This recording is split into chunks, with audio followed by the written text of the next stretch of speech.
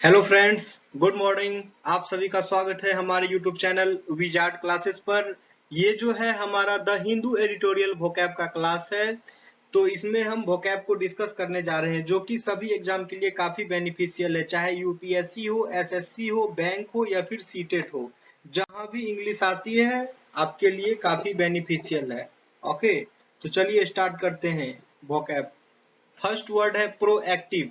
ये जो है एडजेक्टिव की तरह यूज होता है। ओके, प्रोएक्टिव जो है एडजेक्टिव की तरह यूज होता है और इसका मीनिंग है controlling a situation by making things happen rather than waiting for things to happen and then reacting to them. यानी कि controlling a situation by making things happen rather than waiting for things to happen and then reacting to them. घटनाओं की सक्रियता को स्वयं आरंभ करने वाला, न कि प्रतिक्रिया हेतु उनके स्वयं घटित होने तक प्रतीक्षारत या फिर इंतजार करना। ठीक है, घटना की सक्रियता को स्वयं आरंभ करने वाला, न कि प्रतिक्रिया हेतु उनके स्वयं घटित होने का इंतजार करना। नेक्स्ट वर्ड है नज। ये जो है वर्ब की तरह यूज होगा। ये वर्ड है नज, ये जो है वर्ब की तरह यूज होगा। इसका मीनिंग है टू टच और पुश समबडी या something with your elbow. Okay, to touch और पुश समबडी या समथिंग विथ योर इल्बो, यानी कि किसी व्यक्ति या वस्तु को कोहनी से स्पर्श करना या धक्का देना। यानी कि किसी व्यक्ति या वस्तु को कोहनी से स्पर्श करना या फिर धक्का देना, उसे ही नज कहते हैं। नेक्स्ट वर्ड है पिक। ठीक है, नेक्स्ट वर्ड है PIQUE, पिक। ओके, ये नाउन की तरह यूज होगा। इसका मीनिंग है feeling of anger specially caused by someone damaging your feeling of being proud of yourself. Okay, a feeling of anger specially caused by someone damaging your feeling of being proud of yourself. मतलब कि क्रोध की भावना विशेष रूप से किसी के द्वारा स्वयं पर गर्व करने की आपकी भावना को नुकसान पहुंचाने के कारण। क्रोध की भावना, ठीक है, विशेष रूप से किसी के द्वारा स्वयं पर गर्व करने की आपकी भावना को नुकसान पहुंचाने के कारण।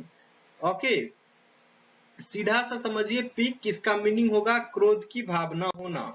नेक्स्ट वर्ड है फ्रेंड सोरिंग। नेक्स्ट वर्ड है फ्रेंड सोरिंग। इसका मतलब है friend shoring is a strategy where a country sources the raw materials, components and even manufactured goods from countries that share its values. Okay, friend shoring is a strategy where a country sources the raw materials, components, and even manufactured goods from countries that share its values. Friend shoring एक ऐसी रणनीति है जहां एक देश अपने मूल्यों को साझा करने वाले देशों से कच्चे माल, घटकों और यहां तक कि निर्मित वस्तुओं को भी प्राप्त करता है, उसे ही फ्रेंड शोरिंग कहते हैं। नेक्स्ट वर्ड है रैशनल। ये नाउन की तरह यूज होगा। ओके, ये वर्ड है रैशनल, ये नाउन की तरह यूज होगा। इसका मीनिंग है द प्रिंसिपल्स और reasons which explain a particular decision, course of action, belief E T C. Okay, the principles और reasons which explain a particular decision, course of action, belief E T C. विशिष्ट निर्णय, कार्रवाई, धारणा आदि के आधारवर्ती सिद्धांत या तर्क, उसे ही रैशनल कहते हैं। नेक्स्ट वर्ड है फियर्स। ये जो है एडजेक्टिव की तरह यूज होगा। इसका मीनिंग है angry, aggressive and frightening.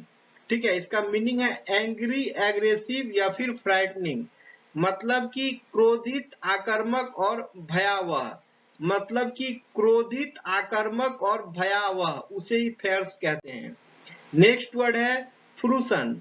Okay, next word है फ्रूसन। वर्ड के लास्ट में ION लगा रहे तो नाउन के तरह यूज होता है और इसका मीनिंग है the time when a plan ETC starts to be successful. The time when a plan ETC starts to be successful, यानी कि वह समय जब किसी योजना के सुपरिणाम आने लगे या फिर सिद्धि, उसे ही फ्रूसन कहते हैं। वह समय जब किसी योजना के सुपरिणाम आने लगे या फिर सिद्धि, उसे ही फ्रूसन कहते हैं। नेक्स्ट वर्ड है एमिनेबल। ये एडजेक्टिव की तरह यूज होगा। एमिनेबल वर्ड जो है एडजेक्टिव के तरह यूज होगा। इसका मीनिंग है happy to accept something, willing to be influenced by somebody या समथिंग। इसका मीनिंग है हैप्पी टू एक्सेप्ट समथिंग या willing to be influenced by somebody या समथिंग। मतलब कि खुशी से स्वीकार करने वाला, स्वेच्छा से प्रभावित होने वाला, उसे ही एमिनेबल कहते हैं। यानी खुशी से स्वीकार करने वाला या स्वेच्छा से प्रभावित होने वाला, उसे ही एमिनेबल कहते हैं। नेक्स्ट वर्ड है नी जर्क। नेक्स्ट वर्ड है नी जर्क। ये जो है एडजेक्टिव के तरह यूज होगा। इसका मीनिंग है used about A reaction made automatically without any serious thought. Used about A reaction made automatically without any serious thought. यानी कि प्रतिक्रिया स्वाभाविक बिना सोचे समझे, उसे ही नी जर्क कहते हैं। यानी कि प्रतिक्रिया स्वाभाविक बिना सोचे समझे, उसे ही नी जर्क कहते हैं। नेक्स्ट वर्ड है ग्रेव। ये जो है नाउन के तरह यूज होगा। ठीक है, ये ग्रेव वर्ड जो है नाउन के तरह यूज होगा। इसका मीनिंग है the place where a dead body is buried. Okay, the place where a dead body is buried, buried. ठीक है, the place where a dead body is buried.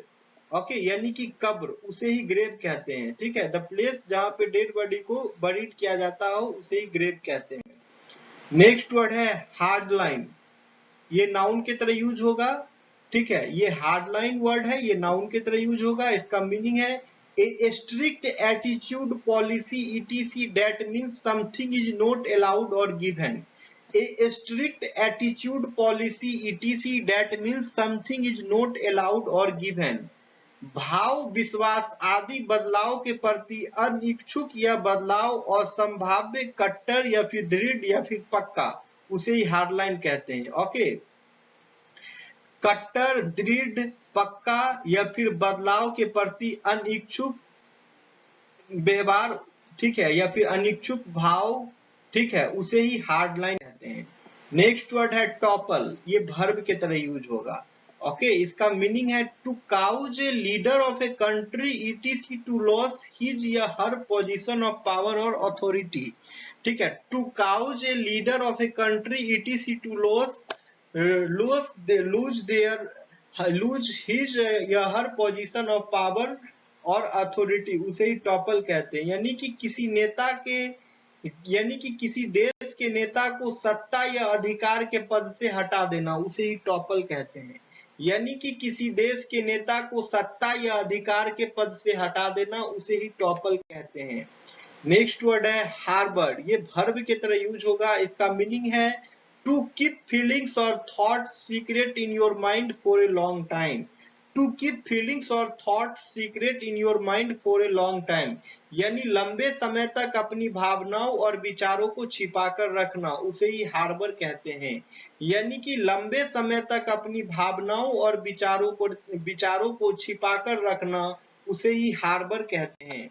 Okay friends, next word है radicalize. ये verb के तरह use होगा। Next word है radicalize. ये verb के तरह यूज होगा। इसका मीनिंग है to make someone become more radical, extreme in their political और रिलीजियस बिलीफ्स। इसका मीनिंग है to make someone become more radical in their political और रिलीजियस बिलीफ्स। मतलब किसी को जो है बहुत ज्यादा रेडिकल कर देना उसके पॉलिटिकल या फिर रिलीजियस बिलीफ्स में, उसे ही रेडिकलाइज कहते हैं। किसी को अपने राजनीतिक या धार्मिक विश्वासों में अधिक कट्टरपंथी या फिर अतिवादी बनाना, उसे ही रेडिकलाइज कहते हैं। किसी को अपने राजनीतिक या धार्मिक विश्वासों में अधिक कट्टरपंथी या फिर अतिवादी बनाना, उसे ही रेडिकलाइज कहते हैं।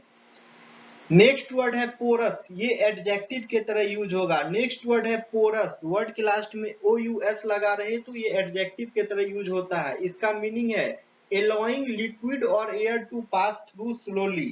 allowing liquid or air to pass through slowly, उसे ही पोरस कहते हैं। छिद्रिल, ऐसा कि दर्भ या हवा रिस सके, सरहंद्र, उसे ही पोरस कहते हैं।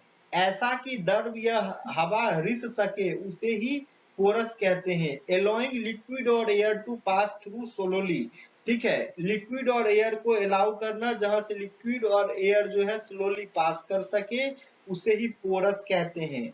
ठीक है, ऐसा कि द्रव या हवा रिस सके, उसे ही पोरस कहते हैं। नेक्स्ट वर्ड है ग्रिड लॉक, ये नाउन की तरह यूज होगा। ठीक है, ये ग्रिड लॉक वर्ड जो है नाउन की तरह यूज होगा। इसका मीनिंग है a situation in which there are so many cars in the streets of a town that the traffic can not move at all. A situation in which there are so many cars in the streets of a town that the traffic cannot move at all। मतलब कि सड़क पर ढेर सारी कारों का जमघट की यातायात रुक जाए। मतलब कि सड़क पर ढेर सारी कार जो है जमा हो गई है, जिससे कि ट्रैफिक जो है पूरा का पूरा रुक गया हो, जिससे कि पूरा का पूरा यातायात रुक गया हो, उसे ही ग्रिड लॉक कहते हैं। ओके फ्रेंड्स, तो ये हमारा आज का द हिंदू एडिटोरियल वोकैब का क्लास था। अगर आप लोग को हमारा वीडियो पसंद आ रहा हो तो आप हमारे वीडियो को लाइक करें, हमारे वीडियो को शेयर करें, और चैनल पर नए हैं तो चैनल को सब्सक्राइब अवश्य कर लें, ताकि आने वाले वीडियो की अपडेट्स आपको मिलता रहे। ये क्लासेस जो है हमारे चैनल पे अब रेगुलर होगी। डेली मॉर्निंग 7 AM पे ये क्लासेस होंगी। आप लोग को वीडियो मिल जाएगा 7 AM पर। ओके फ्रेंड्स, तो चलिए मैं सेशन को एंड करता हूँ, फिर मिलते हैं कल के क्लास में।